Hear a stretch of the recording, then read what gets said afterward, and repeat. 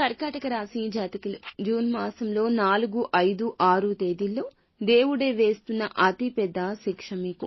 ఈ రోజుల్లో మీ మనసు కాస్త గందరగోళంగా ఉండొచ్చు.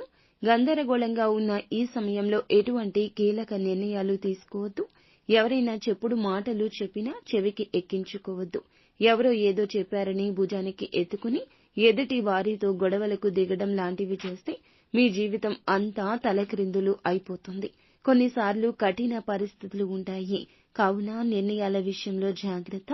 ఏ పని అయినా కూడా వాయిదా వేయకుండా మీ పనులు మీరు పూర్తి చేసుకోవడం, ఎదుటి వారి విషయంలో ఏ విధమైన సలహాలు చెప్పకపోవడం లాంటివి చేస్తూ ఉండండి. మౌనంగా ఒంటరిగా ఉండండి. అంతా మంచి జరుగుతుంది. మీకు ఏదైనా ఇబ్బంది అనిపిస్తే భగవంతుని సన్నిధానానికి వెళ్లి భగవంతునికి దగ్గరగా ఉండే ప్రయత్నం చేయండి. ఇంకా మీకు ఇతరత్రా ఎటువంటి సందేహాలు సమస్యలు ఉన్నా ఒక్కసారి గురువు గారిని అయితే సంప్రదించండి. అంతా మంచి జరుగుతుంది.